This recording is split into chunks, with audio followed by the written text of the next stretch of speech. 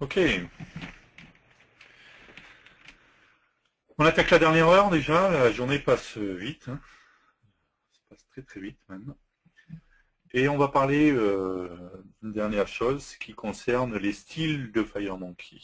Et là, on va voir que ça n'a rien à voir avec les styles de la VCL. On avait vu dans les applications VCL qu'on avait les styles, d'accord, on avait possibilité de styler une application. Ça existe toujours dans FireMonkey, on a possibilité de styler de manière complète une application. Si on regarde dans ces programmes files, Embarcadero, RadStudio, i0, Redist, j'ai trouvé un sous-répertoire style. Dans ce sous-répertoire, la dernière fois on était allé dans VCL, on peut aller dans FireMonkey, et là j'ai retrouvé toute une série de styles. Et j'ai possibilité, bien entendu, d'utiliser ces styles. Pour ça, je vais le faire de la même manière que je le... Ah oui, si je partage pas, vous voyez rien, mais c'est parce qu'il faut imaginer, en fait, c'est pour ça, quoi. Donc, je répète, si vous allez dans C, Programme File, Embarcadero, RadStudio, i0, Redist, style FMX, je retrouve toute une série de styles donc, qui sont fournis, que je vais pouvoir, bien entendu, utiliser. Je n'ai pas, comme dans la VCL, un concepteur de style visuel, et on va expliquer pourquoi, en fait, on n'a pas de concepteur externe au RadStudio, en fait. Donc, je pourrais très simplement, dans mon application, on va mettre quelques composants.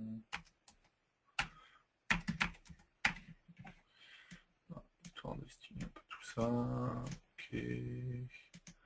Je rappelle, c'est pratique des fois le design visible. Hop. Voilà. Et hop. Et donc je pourrais ici appeler le t-style. Alors il faut que je rajoute fmx.thème. Je sais qui est.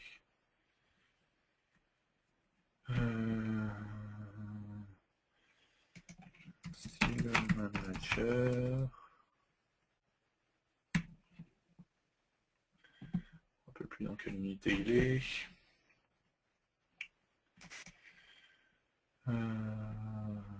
fmx.style tout simplement.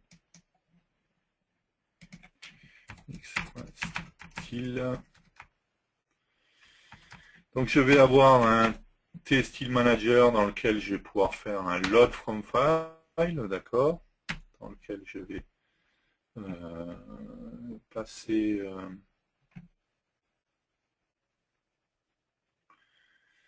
le nom de mon fichier, bien entendu. Donc je récupère mon répertoire là. Ok. Pardon, il faut bien que je précise c'était quoi le nom du style. On va prendre dark.style par exemple. Dark.style, ok. Et ensuite, il va me falloir faire un t-style manager.setStyle tout simplement, dans lequel je vais mettre le nom de mon style qui s'appelle dark.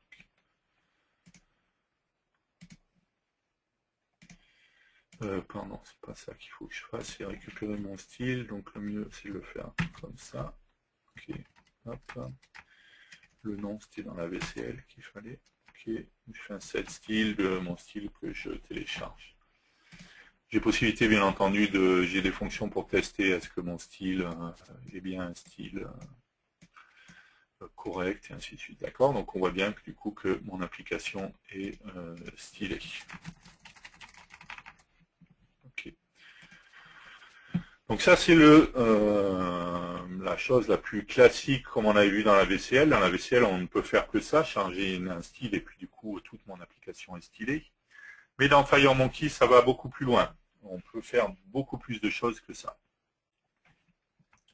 Donc on va enlever le style, le load du style, d'accord. On peut faire beaucoup plus de choses tout simplement parce que si je clique avec le bouton droit sur un composant FireMonkey, et encore une fois n'importe quel composant FireMonkey, je vais pouvoir modifier le style par défaut ou modifier un style personnalisé. D'accord? Si je prends ici, modifier le style par défaut, par exemple, je vais me retrouver dans mon concepteur de style qui est intégré au RAD Studio. Il n'est pas externe comme dans la VCL où j'avais un concepteur de style qui était externe. Et pourquoi il n'est pas externe? Tout simplement parce que contrairement à la VCL, les styles dans FireMonkey, ce n'est pas juste des images. Donc je ne peux pas donner ça à un graphiste et lui dire vas-y, rajoute-moi les images et crée-moi un style. Tout simplement parce que dans un style, je peux avoir plein de choses. Des composants, des effets, des animations et toute une série de choses. Si on regarde le style de mon composant, j'ai bien pris le style du composant button, d'accord?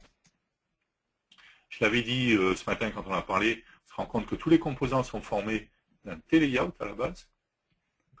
Ce qui veut dire que la création de composants aussi est complètement différente. On verra ça dans la session dédiée à la création de composants, où très souvent, alors même si on peut faire certains composants de manière plus traditionnelle, mais en règle générale, on crée un style, et c'est ça qu'on va utiliser dans notre composant. En fait. Donc notre bouton, il est constitué de quoi? Donc il y a un T-layout. Je pourrais mettre un autre T-layout, je vais voir un composant T-texte, d'accord. Ensuite, j'ai quelques animations selon ce qui se passe, d'accord. Mais voilà, mon composant, il est constitué de toute une série de choses. Et ça, c'est la même chose, quel que soit le composant. Si je prends un composant Edit, de la même manière, alors on remarque par défaut qu'à partir du moment où je crée un style, il me crée un composant Stylebook, d'accord. C'est là-dedans qu'il va me stocker en fait mon style. Au passage, on remarquera qu'il y a une nouveauté dans la X3 qui est le iRest Stylebook, qui va me permettre en fait de définir des styles haute définition, notamment pour Mac, pour les nouveaux formats haute définition sur macOS. Retina. Si je vais sur mon edit, oui, pardon, William. Non, Retina, je disais, pour Mac. Ouais. Et là, oui, je veux bien que tu Retina, édites le style par défaut. Ok, donc on va Et si regarder on le regarde, style de notre et si on regarde edit. l'édit justement, qu'on le déplie, on va retrouver dedans un rec animation, il me semble, qui est justement sur le trigger, le focus. Et donc ce matin, Thierry n'aimait pas le focus, il disait ouais, ça se voit pas beaucoup. Bah typiquement, ça se voit pas beaucoup. C'est là que vous allez jouer sur cet objet, sur le background sub-image, pour pouvoir lui mettre justement une valeur plus grosse, si vous souhaitez justement que ça soit plus visible, tout simplement. C'est cette image en fait. C'est le background, je crois, hein, tout simplement, qui est. Fais voir s'il y a un fil ou un stroke, un truc comme ça, non? Ou c'est carrément une image en plus. Ah ouais, mais non, là t'es sur l'animation. Je voulais voir ouais, le sub-image. Opacité 1. L'image en fait. Je pense que c'est, ouais. Bah si tu cliques sur bitmap, on la voit pas d'ailleurs. Non, c'est bitmap margin, je sais pas. Je pense qu'elle est stockée dans le fichier ressources et que c'est dans le source du composant qu'on l'a. D'accord. Bah, vous pourriez de toute façon, ouais, voilà, c'est lui. Et donc c'est à ce niveau-là que vous allez pouvoir modifier tout simplement ou remplacer. Hein. Vous avez le droit bien évidemment de supprimer des objets, de créer vos propres objets.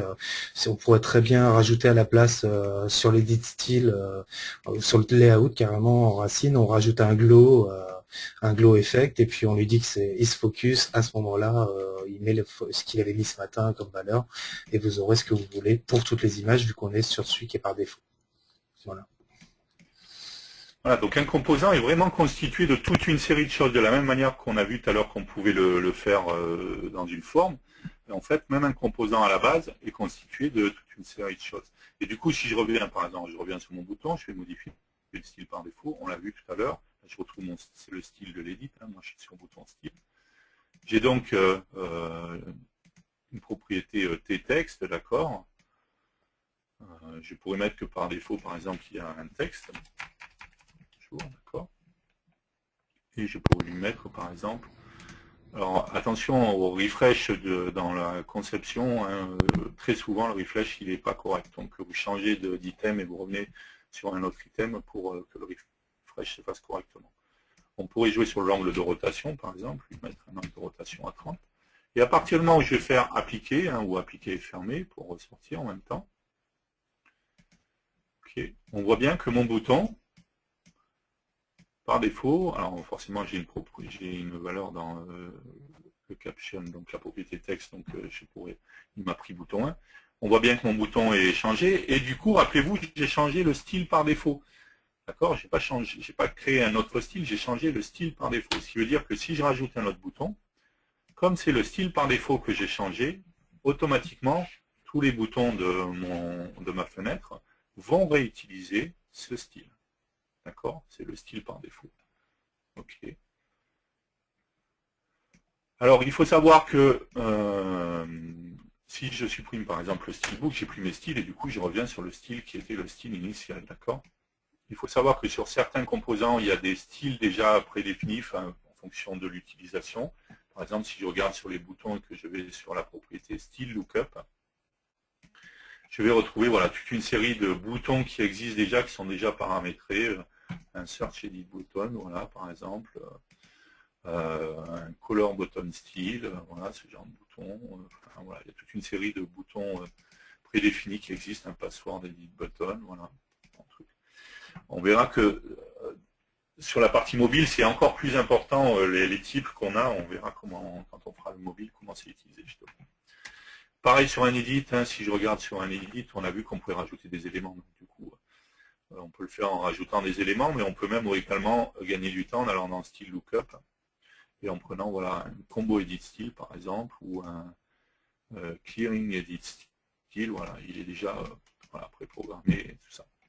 Donc avec les styles, on va beaucoup plus loin. C'est pas simplement je rajoute des images et ça modifie le look.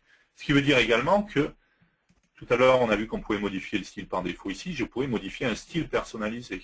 D'accord? Donc ici, j'ai un nouveau style, bouton un style. Si je reviens sur mon propriété texte, toujours pareil, on va s'amuser toujours pareil à jouer sur l'angle de rotation, par exemple. Je fais appliquer et fermer. J'ai bien mon bouton qui est là. Par contre, ça veut dire que les autres composants, comme ils ne vont pas utiliser ce style, automatiquement, il n'y a pas de problème, ils sont sur le style standard. Moi, en fait, mon bouton, hein, si on regarde, en fait, dans style lookup, il utilise bouton 1 style 1, le nouveau style que j'ai créé, que je peux renommer, bien entendu. Si je voulais que mon autre bouton utilise ce style-là, ben, il suffit d'aller chercher ici bouton 1 style 1, et du coup, automatiquement, je vais reprendre le style de l'autre bouton. Donc, ce qui veut dire que contrairement à la VCL, par contre, où quand on définissait un style, toute l'application était stylée comme ça, là, je vais pouvoir définir des styles. Je pourrais de manière globale, on l'a vu avec le Testing Manager, j'ai changé un style et c'est global pour tout le monde, ou je pourrais également, composant par composant, avoir des styles différents entre les fenêtres, enfin, voilà. Je peux aller très loin en mettant chaque composant avec son propre style, il y a plein de choses. Et un style, encore une fois, c'est pas que la couleur ou une image, mais il y a plein de choses. Je peux rajouter des effets, des animations. Dans ma palette d'outils, j'ai pas trouvé le bitmap button. Le quoi? Dans la palette d'outils, j'ai pas le bitmap button. Comment je fais? Avec un... Il n'est pas dans ta palette d'outils justement. Mais on va voir justement, on va modifier un style. Si on regarde par exemple, prenons le style du mémo par exemple, on voit que sur un mémo, j'ai pas mal de choses. Voilà, bouton un style, donc il est là. Foreground, j'ai mon layout qui est là. Sur un style, je pourrais rajouter aussi des effets, voire des animations, d'accord? Pas seulement des composants. Donc je pourrais très bien dire, par exemple, ici, je vais prendre un Teglo Effect que je vais mettre sur mon layout ici. D'accord? On voit bien que j'ai mon effet Teglo Effect ici. Si je fais appliquer et fermer, d'accord? J'ai un mémo avec un Teglo Effect. De la même manière, William l'a dit, ici le bouton avec l'image, on l'a vu tout à l'heure, hein, comment on pouvait du coup rajouter ça en le faisant directement dans la forme. Mais si je voulais modifier le style, l'avantage du style, c'est que une fois que je suis là, je vais faire modifier un style personnel, mon style réellement m'empêche de l'enregistrer pour pouvoir le réutiliser ailleurs. Une fois que je l'ai créé, il est enregistré, je le reload et puis voilà, tout simplement. Et on pourrait du coup ici, sur mon bouton un style, sur mon background, justement, ici c'est le texte, donc on va faire ça sur le layout ici, sur le background ici. Sur le background. On va prendre un composant image. Alors attention à quelque chose, je l'ai dit, attention au refresh quand on fait des modifications. Attention également à, si je veux Focus. rajouter un composant, je pourrais très bien faire, je double-clique et il me Très met le bien. PImage. D'accord? Sauf que, sincèrement, ça déconne un peu, des Il l'a fois les pas mis où il refresh faut. ils vont déconner. Voilà. Donc je vous conseille pas de faire comme ça, on va faire annuler d'ailleurs, pour pas la prendre, voilà. Je vais remodifier ici, modifier un style personnalisé. Quand vous voulez rajouter un composant, ce que je vous conseille de faire, c'est de faire un drag and drop directement ici dans la structure, pour le mettre exactement là où vous voulez. D'accord. Attention à ça parce que, je vous l'ai dit, il y a pas mal de fois où, sinon, si vous faites des doubles clics, ça ne marche pas super bien. Donc vous prenez votre composant et vous allez le mettre à l'endroit qui vous convient ici. Attention, après, encore une fois, avec les refresh, on va faire un aligne ALRight par exemple sur notre image et on va aller lui mettre un bitmap. Je fais une marge aussi à droite, du coup, Ouais, tant qu'à faire. Marque Alero, Rad Studio, 10.0, image IFX, hop, icône, Alero, PNG, 32, hop, voilà, 32. ok. On peut jouer sur le layout, sur la taille aussi, où il fait Ace, Ouais. pour que Le layout justement, qu'il a, il suffit de voilà. jouer sur la taille, le width, on va mettre Bien sûr, ça sera 100. écrasé lorsque vous allez designer votre application. Ça va de son. C'est ce que je disais, attention, vous voyez le refresh se fait pas forcément bien, notamment pour les sélections. Pensez à chaque fois que vous prenez l'habitude en fait, parce que sinon vous allez être embêté. À chaque fois que vous faites une modification, je passe sur un autre item et je reviens. Automatiquement, la sélection est beaucoup mieux faite. Et je veux que le hit Du test coup, il soit false. j'ai bien un composant ici avec une image directement, d'accord. Donc je peux rajouter plein de choses du coup sur mon Le hit test à false sur l'image, sinon on clique sur l'image ouais, et c'est événementiel. test à false, voilà. Merci. Ok. On va aller enregistrer tout ça. Hop.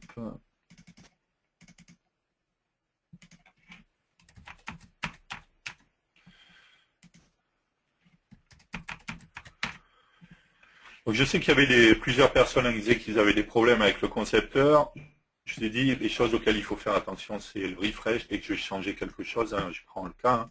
Prenez l'habitude de ne pas forcément sélectionner au milieu ici votre composant. Sélectionnez bien dans la structure.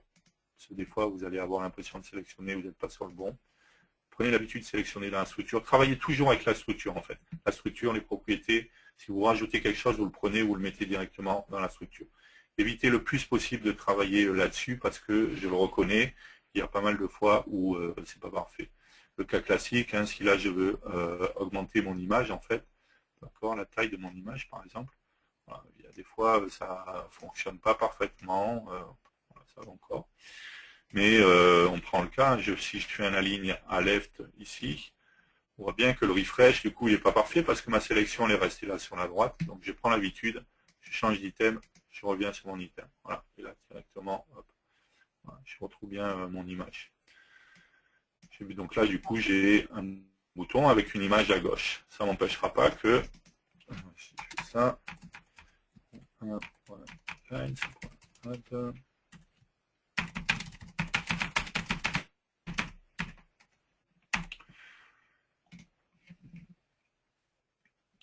là, mon bouton, même si je clique sur mon image, j'ai mis le test à false, donc voilà. Et du coup, là, c'est même pas quelque chose que j'ai construit moi dans la forme, c'est directement dans un style. D'accord. Ici, j'ai un stylebook. Si je double-clique dans le stylebook, je me retrouve avec la liste de tous les styles qui sont disponibles. Et si je veux un autre bouton qui est ce style-là, très simplement, je crois que c'est le style par défaut, j'ai dû modifier, puisque, ah non, c'est le style, ils ont tous les deux un style personnalisé. D'accord, ils ont le même style personnalisé, donc il me suffirait de rajouter un bouton. Ces boutons-là, en fait, ils utilisent le style lookup bouton un style, que je peux renommer encore une fois. Je suis là, bouton un style. Il y a tout simplement style name. Et là, je pourrais mettre style perso, d'accord. Appliquer, fermer. Du coup, mes boutons, ils ont repris parce qu'ils sont toujours sur l'ancien style, d'accord. Ici, je leur mets style perso, voilà. Et automatiquement, hop, et alors je devrais les trouver dans la liste. Hein. Non, il ne met pas, bon, pas grave. Hop, style perso, voilà, hop, style perso, et automatiquement, j'ai mes boutons directement. D'accord. Je suis d'accord que si les refresh sont pas terribles, mon conseil, c'est éviter le plus possible de travailler au milieu, en fait, dans la partie centrale, en fait. Travailler beaucoup avec la structure, les propriétés, et quand je veux me rajouter quelque chose, je fais des drag and drop directement dans la structure. Surtout pas. On est d'accord que ça, je pourrais très bien, si je veux rajouter un label, allez, je double-clique, ok. J'ai mon label. Du coup, ma sélection, c'est pas pratique, je sais pas où il me l'a rajouté. D'ailleurs, au début, je le trouve pas dans ma structure. Je suis obligé de ressortir et de re-rentrer en fait pour le voir. En fait, si je veux le voir, il faut que je fasse appliquer et fermer. OK. Et je vois bien mon label et que je retourne dans mon steelbook pour que enfin je retrouve mon label. D'accord. Donc ça, c'est pas pratique. Je le reconnais. J'ai pas de souci avec ça. Pas de problème. De la même manière, quand je veux supprimer quelque chose, en fait, je peux pas sélectionner ici et faire supprimer avec le clavier. Ça marche pas. Je sélectionne mon composant et je vais supprimer ici en haut à gauche avec le bouton qui est ici. Donc je reconnais, la partie centrale n'est pas parfaite, il y a des soucis. C'est pas toujours nickel sur le refresh et sur la sélection. Prenez l'habitude, je travaille avec la structure, c'est important. Les propriétés, je prends quelque chose dans les composants, je mets dans la structure. Voilà, ça c'est des points importants, sinon vous allez vite galérer et c'est vrai que si on ne fait pas ça, on peut vite se prendre la tête avec les styles et avoir l'impression qu'il n'y a vraiment rien qui marche et que c'est le bordel. En fait, c'est surtout la partie conception dans le refresh et dans la sélection qui n'est pas parfaite, en fait. Donc, on évite le plus possible et on essaye de tout faire là-dessus. Voilà, ce sera plus simple. Ok, donc on le voit, du coup, on peut faire des styles avec plein de choses, quoi. Rien à voir avec la VCL, hein. C'est pas juste je en rajoute des images et ça me donne un look sympa. Un style, ça va beaucoup plus loin. Maintenant, on est d'accord aussi que si je fais allez, prenons un edit, par exemple. Ben, j'en ai un là, on va juste enlever son style. Hop, on va le mettre en edit normal. D'accord. Si je me dis je veux mon bouton à moi tout seul, d'accord, donc je vais modifier un style personnalisé, je retrouve bien mon edit qui est là. D'accord. Je vais prendre un bouton. Encore une fois, on fait le drag and drop et comme ça on le positionne à l'endroit qu'on souhaite dans notre composant, d'accord, je vais le mettre ici. On voit hein, le refresh, là, il n'est pas bien fait, hein, la sélection elle est restée comme avant, alors que mon bouton, il est, donc c'est pas terrible. Je prends l'habitude, hop, je change, et voilà, ce qui me permet du coup après de sélectionner un peu mieux. Même quand je sélectionne, si je clique là, c'est pas terrible, j'arrive pas à sélectionner, il faut que je sélectionne ici, là. Ok, donc on prend l'habitude de travailler avec la structure. Je vais augmenter du coup, voilà. On voit bien le refresh qui se fait pas bien, je change. Voilà, automatiquement ça va beaucoup mieux. Mon bouton, on va lui mettre pareil un align à L-right. D'accord, on va lui mettre encore une fois le refresh, je prends l'habitude de changer. À chaque modification, je prends l'habitude de changer, c'est mieux. Voilà, par exemple, là c'est le cas classique de truc où c'est pas pratique, quoi. C'est-à-dire que je peux pas prendre ma sélection à la gauche. Ah ben, là ça a marché, tout à l'heure ça marchait pas. Et sinon, je le fais à droite, ça fait comme ça. Enfin, Ça c'est lié, c'est à cause de ton align ça. Hein. C'est la ligne right ouais, qui je fait sais, ce mais il y a phénomène-là. des fois où même quand tu essayes de sélectionner sur la partie gauche, ça marche pas en fait, il n'y a que la partie droite. Quoi. Donc c'est pas toujours parfait. Donc on prend l'habitude en fait d'essayer de travailler avec voilà, les propriétés dans la structure.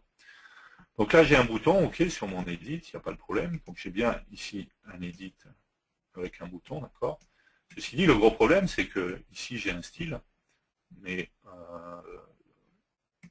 quand j'ai pas d'événements spécifiques qui vont se déclencher quand je vais cliquer sur le bouton, quoi, en fait. D'accord.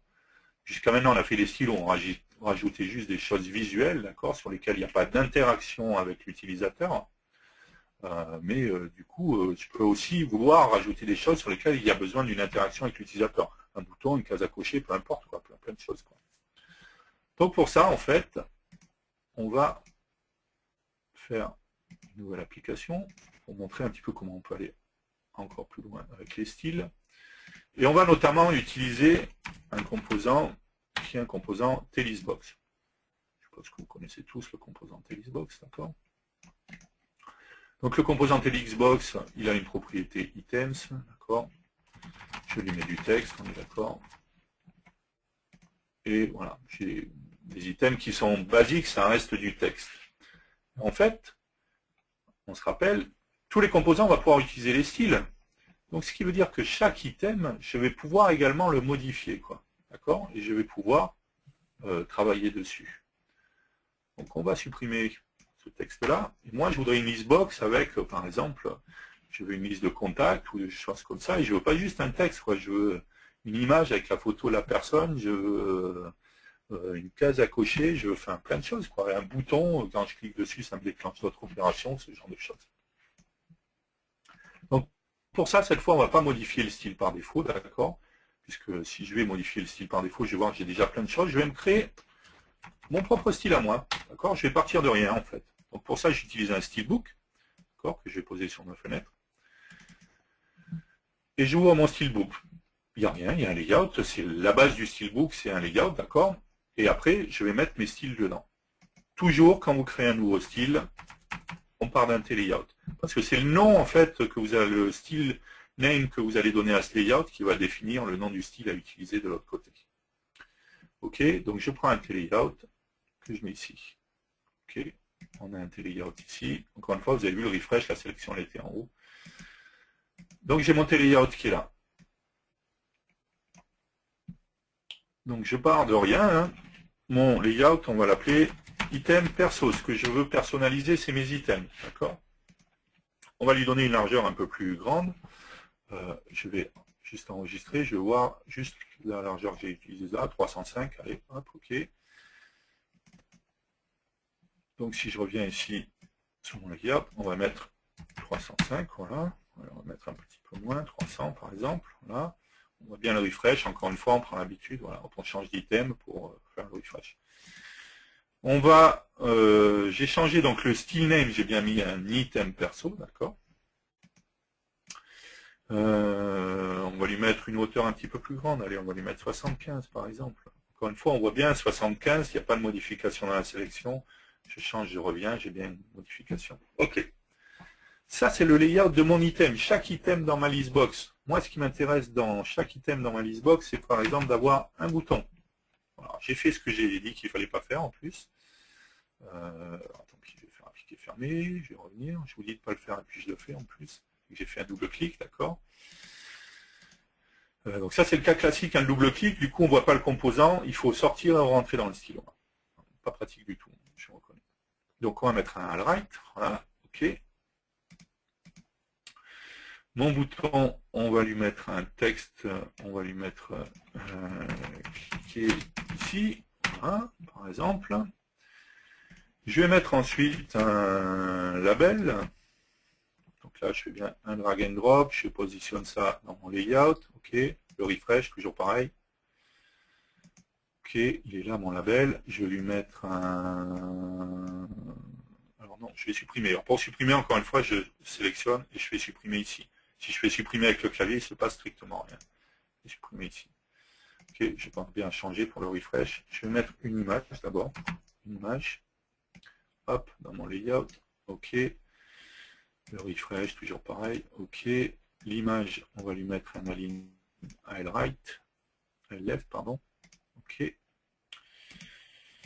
On va l'agrandir un petit peu. Je vais lui mettre 75, comme ça j'ai l'image. Hop là, toujours le refresh qui déconne. Et on va prendre un label. Et je vais mettre mon label ici. Ok. Et mon label, je vais lui mettre un align le client. Ok, toujours le refresh. Voilà. D'accord, donc j'ai bien mon bouton, mon label et mon image. Ok. Ce qui est important, ça va être de nommer tous ces événements. Alors attention, pas nommer dans name, j'en ai rien à faire du name. D'accord. De la même manière que dans le layout ici, le name du layout, j'en ai rien à faire. Ce qui m'intéressait, c'était le style name, item perso. Donc dans mon bouton, on va définir un style name aussi. Name, on va mettre bt perso. Ok. Dans mon image, dans style name, on va mettre IMG perso. Et dans mon label, on va faire un style name LBL perso. OK. J'enregistre tout ça. Pour le moment, OK, c'est très bien. J'ai créé un style pour mes items, mais ça change strictement rien à ma listbox, hein, on est d'accord. Si je rajoute des items dans ma listbox, il ne se passe rien, c'est toujours la même chose, d'accord? De plus, le style que j'ai créé, ce n'est pas un style pour la listbox, c'est un style pour les items. D'accord? Pour les lignes, en fait, de ma listbox. Donc, on va se faire un bouton dans lequel on va aller remplir ma listbox, d'accord? Du coup, comme j'ai pris, pour se faciliter la vie aussi, hein, j'ai pris une image là-dedans. On va aller se prendre une image qu'on récupérera pour chacune des lignes, d'accord? Hop, image, hop, hop. Allez, on n'a pas pris le koala encore. Voilà, vive le koala. Ok. Ici, je vais me faire tout simplement une boucle. Oui, le point est égal à 0, tout. Allez, on va rajouter 100. Ok. On va rajouter 100 éléments dans ma liste. Ok. Je suis dans une listbox. Ce qu'il faut que je crée, c'est item, un T-list box item. D'accord? Jusque-là, il n'y a pas de souci.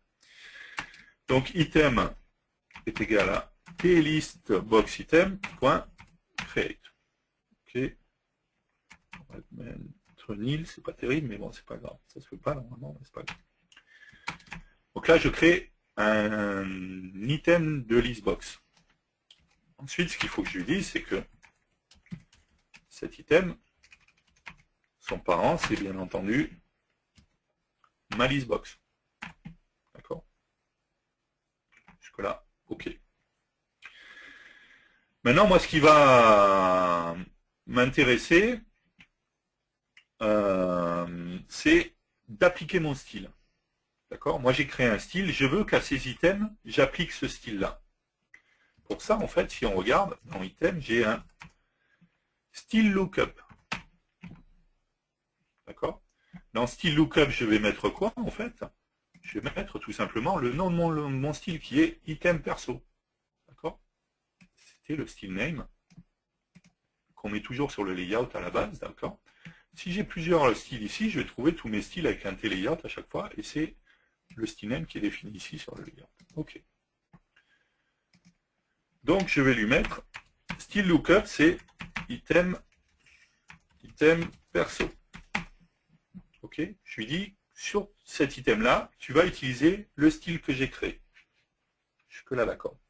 Sauf que pour faire ça, et pour que ça soit pris en compte, il va falloir que sur item, en fait, j'ai un événement qui est l'événement onApplyStyleLookup. En fait, cet événement, je le trouve sur tous les composants. J'ai tout le temps un événement onApplyStyleLookup. Cet événement, il est déclenché dès qu'on applique un style au composant ou au contrôle concerné. Et là, je vais lui dire d'aller vers une procédure. Je vais le faire pointer vers une procédure. Donc, on va se créer une procédure. Hop, qu'on va appeler par exemple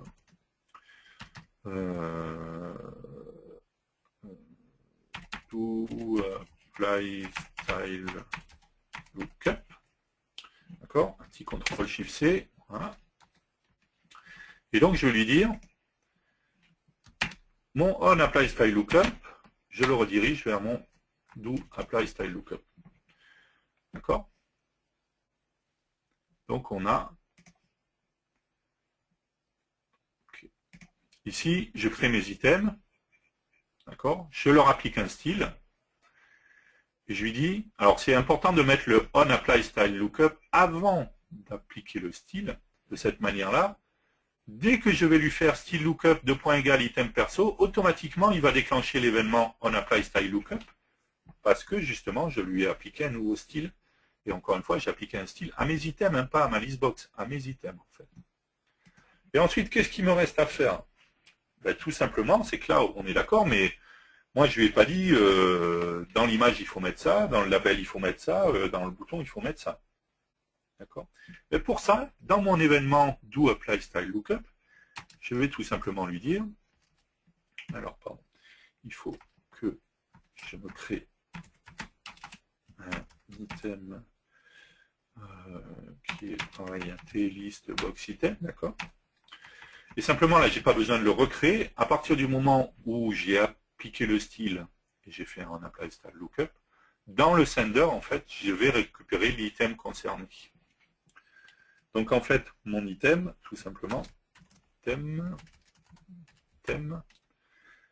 égale T-listBox item, de sender. D'accord. Je récupère mon sender, je le caste en T-listBox item, où j'aurais pu faire un sender.as T-listBox item, ça aurait été la même chose. D'accord. Donc ça, c'est la première des choses. Et ensuite, je vais travailler sur mon item.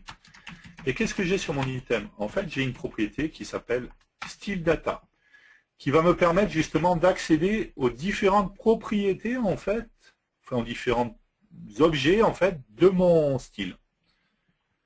Comment ça fonctionne? Tout simplement, entre crochets, je vais mettre le nom du style. Et par exemple, si on prend le label, c'était quoi? C'était, j'avais mis, en style name dans le label, j'ai mis LBL perso. Tout simplement, après, je vais mettre quelle est la valeur. Je n'ai pas besoin de préciser .text et tout ça. En fait, il prend les propriétés principales de chacun des composants. Donc, quand c'est un label, c'est la propriété texte, forcément. Et du coup, j'ai juste besoin de lui dire que c'est égal. On va lui mettre, par exemple, item, plus, on va faire int to str de item.index. D'accord. De la même manière, on avait un img perso, si je ne me trompe pas, c'était ça. Et img perso, c'est quoi? Tout simplement, on va récupérer, j'ai mon composant image 1 là, point bitmap.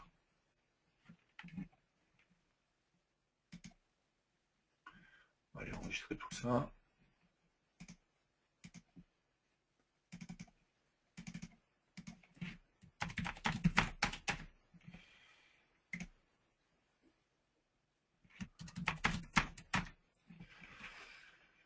OK. Si je clique ici,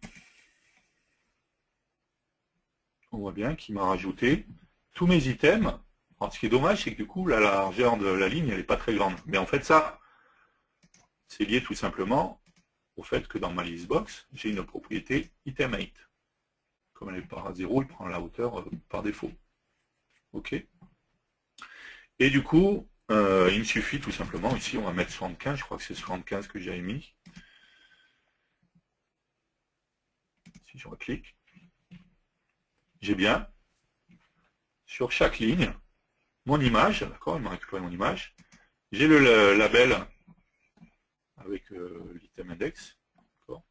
Je vais mettre il y a quelque chose qui doit être le parent d'autre chose, là. Il me déplace tout. Bizarre. D'accord. Et j'ai mon bouton. Par contre, sauf que là, quand je clique sur mon bouton, forcément, il ne se passe rien. Non. Ouais, c'est la listbox, pour ça il me déplace, c'est bizarre. Ok. Pour ça, il faut que je fasse un lien, en fait, entre mon bouton et un événement on-click. D'accord, on-click, voilà, c'est ce que je cherchais. Pour ça, il y a une syntaxe qui est un petit peu particulière, d'accord. Et pour pouvoir déclencher mon on-click, il va me falloir, bien entendu, il va me falloir un événement, quoi, parce qu'il faut bien que je déclenche quelque chose, quoi. Donc on va se faire une procédure, d'accord, qu'on va faire, on va appeler, hop, par exemple, clic bouton perso, d'accord. Petit CTRL-SHIFT-C encore, hop, et ici on va faire un show message.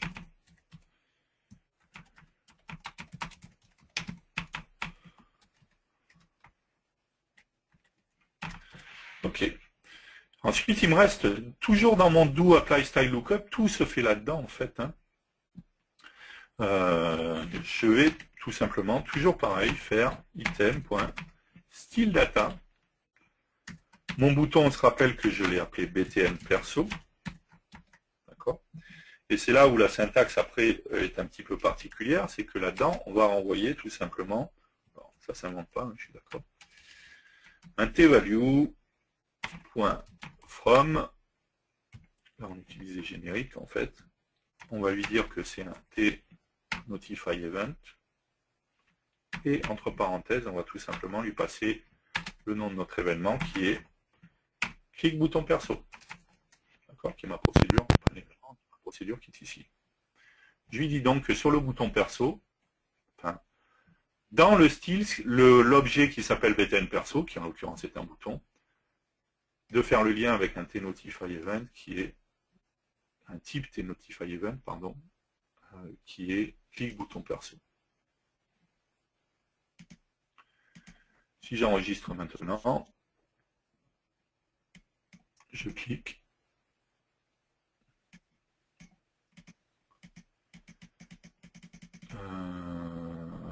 Pourquoi il m'a pas... C'était bien BTN perso que je l'ai appelé.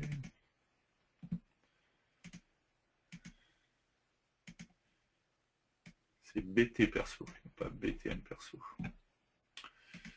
Ok, donc le problème vient de là, c'est que c'est pas BTN perso, mais que c'est BT perso.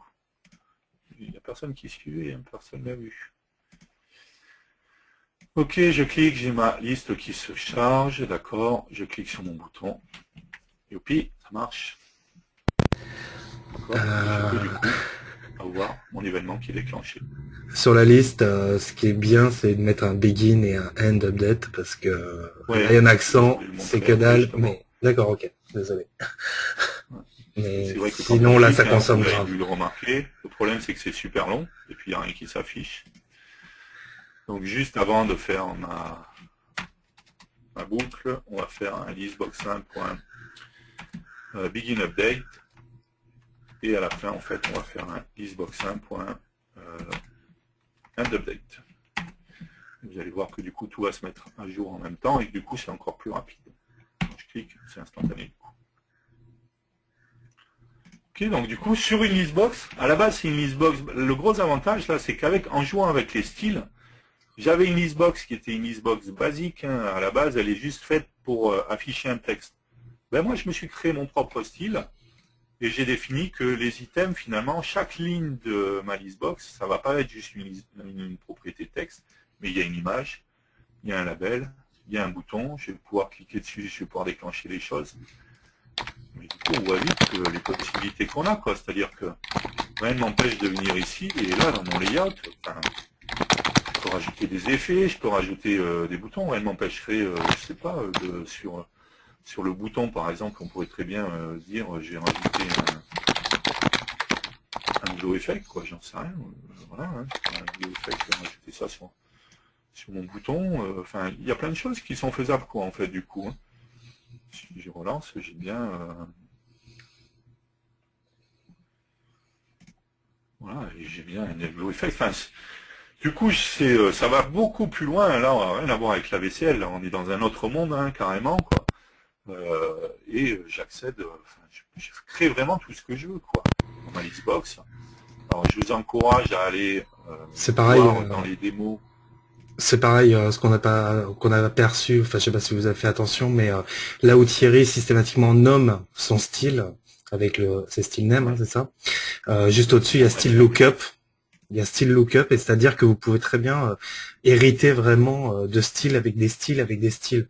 C'est-à-dire que son bouton, plutôt que de modifier, de mettre le glow sur le style du bouton de son style, ça commence à se compliquer, mais on peut très bien définir un bouton qui aurait également un style name et après utiliser le style lookup pour que ce bouton utilise l'autre style qui a été défini de façon à le faire de façon générique. On peut avoir plein de... Enfin, voilà, comme tout peut être embarqué dans tout, je peux avoir un style qui utilise un autre style, et ainsi de suite, quoi. Et l'avantage, c'est que du coup aussi, ça là, le style, que rien ne m'empêche d'aller l'enregistrer, d'accord. Je le mets, n'importe qui le reprend, le recharge, et directement sur sa listbox, il applique le style, terminé. Voilà, d'accord. C'est pas juste sur ma fenêtre, quoi, sur le le style, je peux l'embarquer n'importe où, quoi, après, donc je vais pouvoir l'enregistrer, je vais pouvoir... Alors, on est d'accord que on a...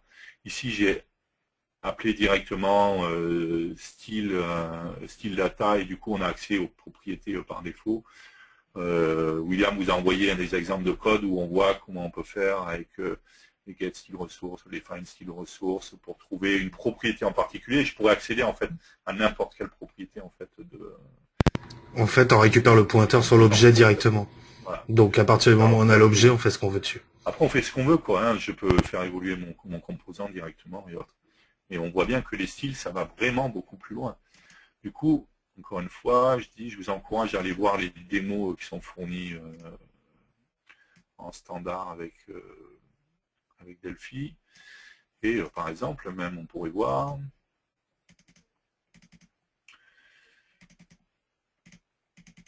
Ok, donc ça c'est un TreeView en fait, d'accord? C'est un TreeView. Donc de base, le TreeView en fait c'est juste du texte. Hein. Beaucoup ont dû utiliser, il y a des composants qui existent qui permettent d'avoir des TreeViews beaucoup plus sympas dans la VCL. Mais là en fait, juste en travaillant, pareil avec, je vais le mettre là, avec des styles, voilà, j'ai un TreeView dans lequel je mets n'importe quoi, Je mets, hop, ça je vais mettre, cliquer sur ma checkbox, on voit bien qu'il y a le label qui prend bien l'événement. Je mets ce que je veux, quoi. Dans mes TreeView, mes items, en fait, ils peuvent avoir ce que je veux. À la base, mon TreeView, il est simple, il est basique. Très souvent, si vous n'avez pas ce que vous voulez, en fait, en modifiant, en jouant avec les styles, vous allez pouvoir créer les composants que vous voulez. D'accord? Et on voit bien que du coup, j'ai un TreeView qui n'a rien à voir avec un TreeView traditionnel. Hein. Je peux faire des tas et des tas de choses. Ok. Donc avec FireMonkey, on va beaucoup plus loin, vous l'avez vu, et en plus avec les styles, on va encore plus loin. Juste pour finir, en fait, on va donner la parole à William, qui va nous montrer une application sur laquelle il a travaillé justement, et sur laquelle il a utilisé FireMonkey. Voilà, juste histoire de montrer ce qu'on peut faire. J'ai envoyé le lien entre midi et deux, s'il y en a qui l'ont ouvert, éventuellement tu peux le rouvrir. Je vais juste montrer, parler de l'écran en question, ça va être aussi simple. Vas-y, je prends la main, Carrément. Ouais. Ouais, alors attends, faut que j'aille sur la bonne page. On va faire ça. Hop. On va le mettre là. Je retrouve l'URL. Elle est là. Copier. Coller.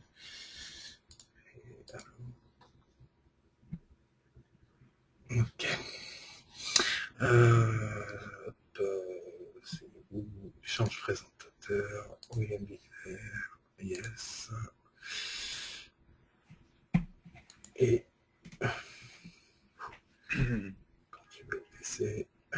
voilà, je sais qu'il y avait beaucoup de questions sur les styles. J'espère qu'on a répondu. A priori, je vois j'ai l'air d'avoir répondu à certaines, notamment des gens qui sont embêtés dans ce que j'ai dit. Quand on travaille dans la partie centrale, c'est jamais très pratique. On a l'habitude de travailler avec la structure. J'insiste là-dessus. C'est vrai que ça vous changera la vie. Quoi. Donc, je sais qu'il y en a qui ont galéré là-dessus. Donc là, ce qu'on voit en fait, c'est une page sur un site web qui permet de gérer le suivi de ces séries télévisées. Mais bon, ça passons. L'idée que j'ai eue par rapport à ça, c'est qu'ils offrent une API qui est facilement accessible à travers une interface web. On l'attaque et il nous renvoie soit des objets JSON, soit des objets XML. Donc, je suis parti sur FireMonkey et j'ai développé clairement une application qui est aussi bien compatible Windows que Mac OS X par définition, vu qu'elle est développée avec FireMonkey. Il m'a suffi simplement de la builder 2 fois. Et on voit justement au niveau de l'interface, j'ai essayé de jouer un maximum avec toutes les différentes options. Et on voit par exemple un chemin qui n'existe pas, je le mets en rouge. Si la syntaxe est bonne, je la mets en vert. Ensuite, on a une listbox avec des cases à cocher aussi, des trucs comme ça. Exactement, les cases à cocher par défaut, elles y sont. Si, ça les existe, je crois. Il y a l'option. Elles sont peut-être déjà intégrées en standard. Ouais, tout à fait. Par contre, la couleur rouge qui fait que le chemin n'a pas été trouvé, là, effectivement, c'est justement en jouant avec les styles que je vais aller le modifier à chaud. Là, on voit les clear. Là, c'est une liste où dedans, je rajoute des icônes qui permettent de faire des actions particulières. Les séries qui sont déjà ajoutées apparaissent en vert, alors que les séries qui n'existent pas encore dans une liste, on peut les ajouter avec un bouton qui apparaît en plus et qui n'est pas en vert. Là, c'est tout simplement un rectangle sur mon layout avec une transparence qui fait que on voit en vert tout bêtement. La liste des amis, pareil, des icônes. Alors, il y a beaucoup de choses qui sont similaires. Là, on voit des en-têtes pour un nom de série avec en dessous des épisodes, avec systématiquement d'autres options où je vais pouvoir, par exemple, afficher le détail d'un épisode. Là, j'ai joué, par exemple, avec c'est une image qui est dupliquée 5 fois en faisant justement, en utilisant un effet pour pouvoir, en faisant un tile, donc on appelle ça en français, une mosaïque, de façon à l'avoir 5 fois. Et en fait, quand on bouge la souris, alors là c'est une capture d'écran, mais quand on bouge la souris, on va le voir justement bouger avec une animation, comme l'a montré Thierry, c'est un flotte animation qui est derrière. Quand ça charge, il y a un feedback qui est affiché pour pouvoir montrer que on est en train de charger et donc on peut pas cliquer, ça va être géré à ce niveau-là. Là, on voit par justement la transparence d'une fenêtre. En fait, c'est une fenêtre que j'affiche devant, tout bêtement. Et pareil, ça permet de donner une note sur un épisode particulier. On voit au Donc, passage là sur cet écran que c'est un écran Mac, hein, donc en fait on oui, verra dans le Mac, là je mais suis sur Mac, là je la suis même sur Windows. application a la même tête sur Mac ou sur Windows, il y a juste le contour de la fenêtre qui est spécifique, mais sinon c'est la même. Tout à fait. Mais là, on voit que sur Mac, j'ai un menu personnalisé qu'on n'a pas sous Windows, justement, parce que j'ai pas fait de menu de main bar sur la partie Windows, parce que je trouvais que ça servait à rien. Mais vu que sous Mac, obligatoirement, on a obligatoirement l'application qui, à partir de là, j'ai rajouté ça au niveau option, en faisant du spécifique, en faisant des if-def. Enfin, ça paraît Thierry pour en parler sans problème quand on abordera le sujet. Donc voilà, c'était vraiment pour vous montrer le type d'interface, si on peut jouer assez loin, et puis on peut vraiment s'amuser à faire plein de trucs. Et là, systématiquement, ce qu'on voit, c'est des listes, et mes listes, c'est des objets qui varient en fonction de mes besoins. Là, c'est un outil pour m'amuser à synchroniser des sous-titres, pour une version anglaise, par exemple, avec une version française, des choses comme celle-ci. Là, c'est quand il y a une désynchro. Là, c'est quand les temps s'overlappent. Donc vraiment, je joue avec les styles de partout, et ça marche plutôt bien. Après, comme on l'a vu, c'est des styles. Un style derrière, ça va être quoi? C'est un fichier texte. Donc rien ne vous empêche de pouvoir jouer avec vos styles en modifiant toutes les valeurs, en jouant sur, comme on le voit là, sur la saturation, luminosité, ou au contraire en mettant plus de rouge, plus de vert, plus de bleu, et puis de ressortir une interface qui est complètement différente parce que justement on a la main sur cette partie-là et ça prend pas tant de lignes de code que ça, quoi. Tout simplement. Voilà. Pour ça, je dis encore une fois, avec FireMonkey, perdez les réflexes et les habitudes de la vaisselle, vous pouvez aller beaucoup plus loin. Ça n'a vraiment rien à voir avec ce qu'on peut faire dans la vaisselle. Et on le voit avec les styles, déjà rien qu'avec les styles. Déjà avec tout ce qu'on a vu ce matin, l'opacité, les animations, les effets de ça, on faisait beaucoup de choses. Mais en plus avec les styles, ça va vraiment, on va beaucoup plus loin, quoi. On voit qu'une simple listbox ou un preview, on peut le transformer et faire des choses qui n'ont rien à voir avec le listbox de base, quoi. Tout à fait. Il y a quelqu'un qui demande combien de temps pour développer ça. Je sais pas parce que ça a été fait au fil de l'eau en fonction des besoins qui m'ont été remontés. Au début, j'étais juste parti pour faire un truc à 2 francs pour vraiment m'entraîner justement avec les listes. C'est-à-dire, j'étais parti sur cet écran-là où en fait on peut avoir des badges, des rewards lorsqu'on fait certaines actions. Et puis en fait après j'ai rajouté donc là on voit des onglets, donc un tab contrôle concrètement. On voit que mon tab contrôle il a une icône, alors par défaut il n'y en a pas, donc ça c'est pareil, c'est du développement. Donc je sais pas combien il y a d'heures honnêtement. Il y en a quelques-unes, je dois l'avouer. Vu qu'il y a eu pas mal de versions. Il y a eu toute une réécriture aussi parce que au départ, la façon dont j'avais codé les listes, c'était pas la méthode que montrait Thierry, c'était en fait je le faisais à chaud sur la liste lorsque j'affichais son contenu comme là. J'allais me prendre sur chaque item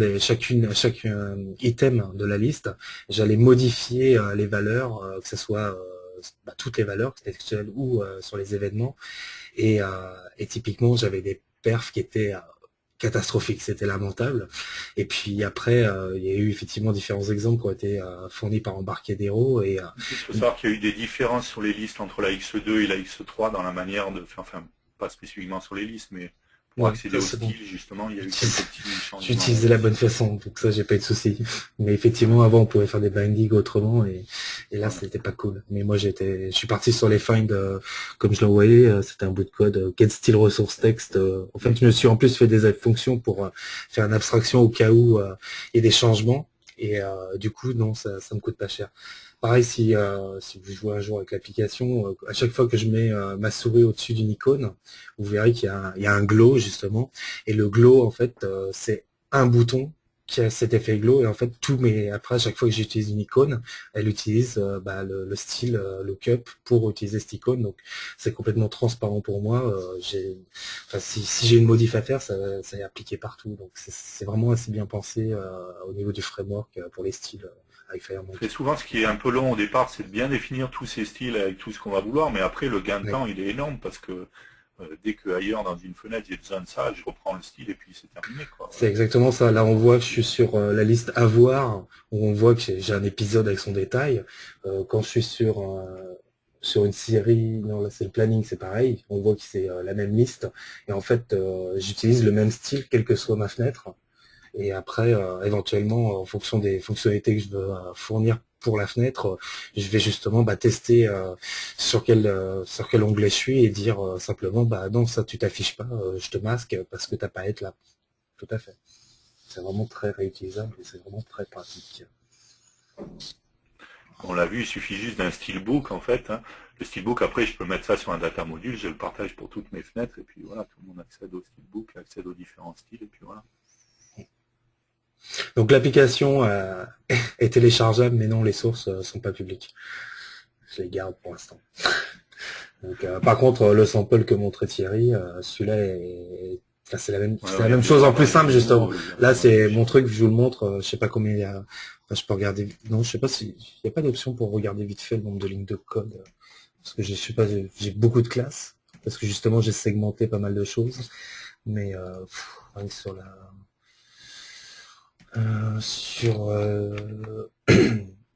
tout ce qui est en fait tous mes items de liste, je les ai mis rien que dans une classe, ça fait 2000 lignes quoi. Et c'est que les items de liste. Parce que effectivement, comme vous voyez, il y a beaucoup d'onglets, beaucoup de listes différentes et je gère mes apply style dans une classe particulière. Donc même si vous aviez le code source, vous prendriez peur. Moi je le comprends encore aujourd'hui, mais demain je sais pas. Ok, Mais on va regarder effectivement les questions, du coup, on a ouais, eu c'est ce que je vois par rapport aux questions. Effectivement, le but est-ce que c'était ce serait de intéressant de donner voir des la idées quoi. création d'un composant FireMonkey dans une bibliothèque? Ok. Donc la création de composants FireMonkey, encore une fois, on voit bien que ça va être spécifique avec les styles. On a un épisode là-dessus, hein, le 30 mai, où on montrera justement on créera un composant. C'est ce qui m'a posé le problème que je n'ai jamais résolu, qui m'a fait abandonner la création. Ok, merci, d'accord. Donc il y a des gens voilà, qui ont galéré en essayant de triturer au milieu et du coup, voilà, prenez bien, n'oubliez pas ça, hein, travaillez bien avec la structure à gauche, faites les drag and drop directement dans la structure et voilà, ça vous facilitera la vie. Comment accéder à une propriété? Donc ça, William vous a envoyé du code. Donc il y a quelqu'un qui voulait les sources en ligne, ok, ça t'a répondu. Combien de temps? Excellent, ça donne des idées, plein d'idées, beau travail, ok. C'est le but avec FireMonkey de vous montrer que voilà, on verra aussi la semaine prochaine avec la 3D, vous verrez qu'on peut aller encore plus loin en incluant la 3D, on peut faire vraiment des choses super sympas. Donc je dis, perdez vos habitudes que vous avez avec la VCL, vous allez vraiment pouvoir créer d'autres types d'applications avec des designs complètement différents et ça n'a rien à voir avec ce qu'on pouvait faire avec la VCL. FireMonkey c'est top, j'achète, pas de souci, il n'y a pas de problème. D'autres questions?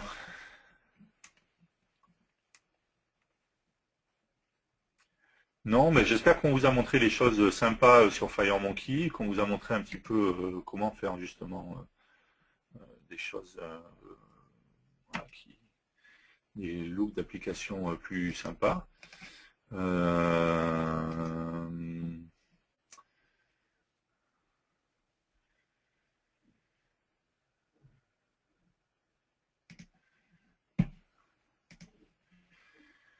Ok. Tu m'as volé l'écran. Tu J'étais montrais en des train de choses? montrer un truc, ouais. Mais j'ai oublié de remettre le son. C'est pas comme je t'entendais pas parler, c'est pour ça. Ouais, j'ai oublié de rappuyer ça. Vas-y, reprends la main. Je suis en train d'essayer. Je vais lire les questions pendant ce temps. C'est vraiment top ce qu'on peut faire maintenant avec Delphi. Je pense qu'avec une politique commerciale plus agressive, Embarcadero ferait un malheur. Ouais. Donc, écoutez, on essaye en tout cas. Puis avec le mobile qui va arriver, en plus, vous allez voir qu'on peut essayer de... Déjà, rien que là, avec tout ce qu'on avait vu, vous pouvez imaginer que tout ça, ça va être applicable au mobile. On aura encore plus de choses, donc forcément, ça va être génial, quoi.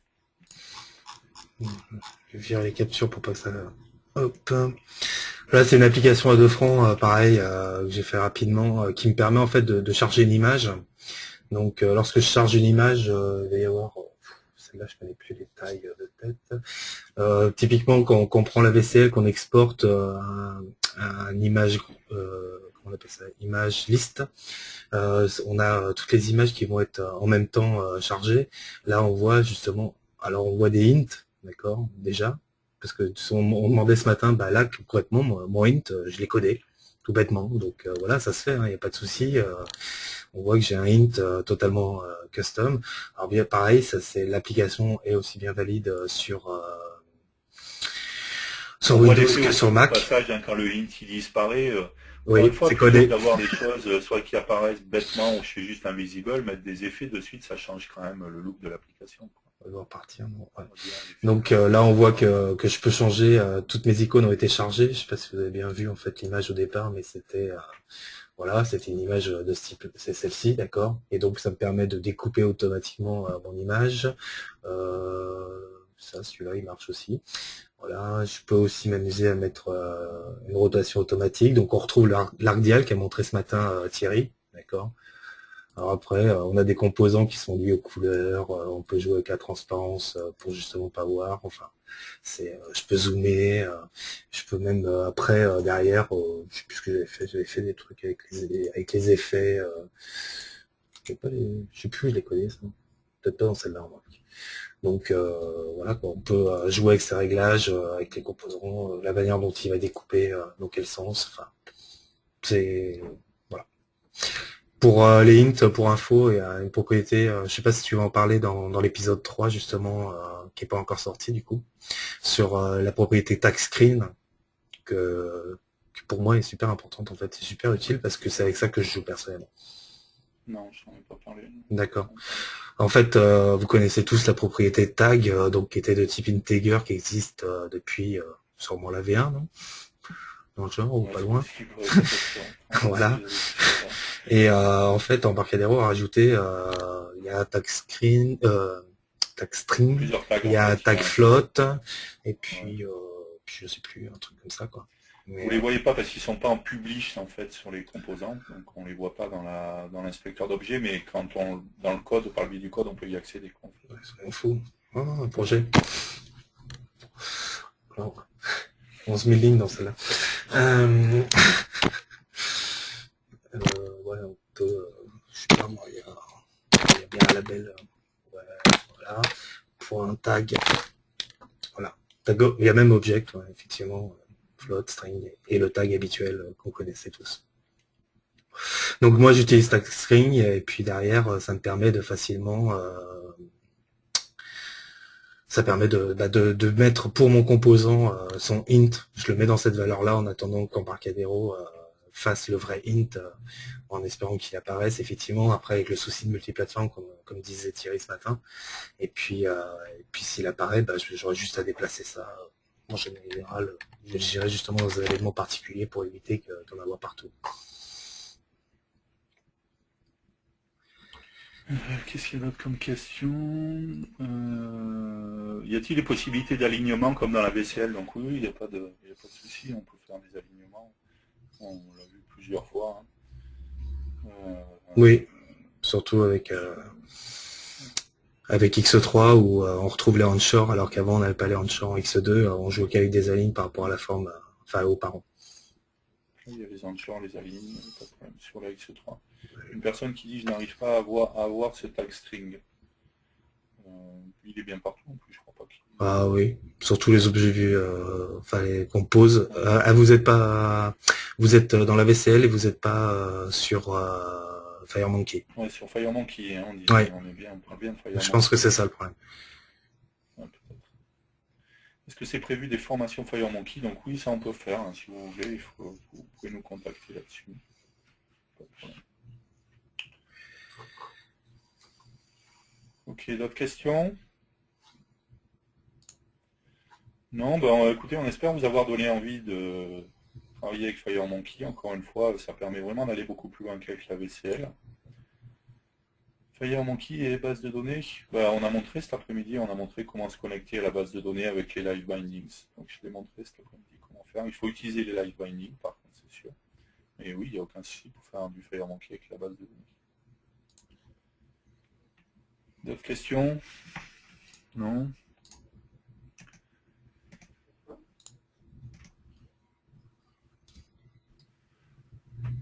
Ok, ben, j'espère qu'on vous a montré les choses qui vous ont intéressé, que sur les styles, ça vous a éclairé pour je sais qu'il y avait plusieurs personnes qui m'avaient posé des questions et qui avaient galéré un peu avec les styles, donc j'espère les avoir éclairés sur les problématiques qu'ils avaient et comment faire. Voilà, on a essayé de vous montrer un peu tout ce qu'on peut faire avec FireMonkey. On n'a pas parlé de la partie 3D, toute la semaine prochaine on va parler de la partie 3D. Vous allez voir également qu'avec la 3D on peut vraiment faire des choses super sympas. Et encore une fois, aller encore beaucoup plus loin. Enfin, j'estime qu'on est dans un autre monde que la VCL. Hein. Ça n'a rien à voir au niveau graphique, visuel, ergonomie. Les possibilités qu'on a sont complètement différentes. Donc voilà. Vous verrez en plus que quand on parlera du mobile, que du coup on peut faire des choses super sympas et très rapidement faire des applis très sympas. On le voit bien avec les animations, les effets, tout ça, ça se prête complètement à tout ce qui est tablette, téléphone et tout ça, pour faire des applis super sympas. Donc voilà.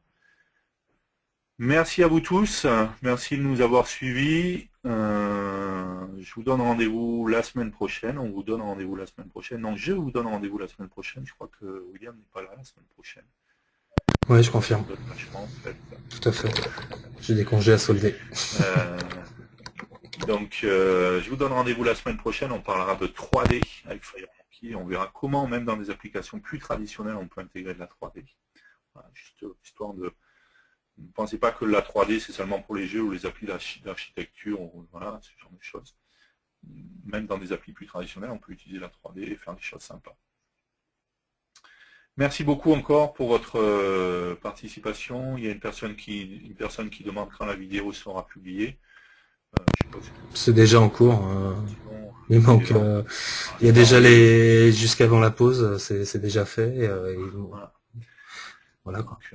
D'ici demain, vous aurez ça. Quelques heures même. Ouais. La première version.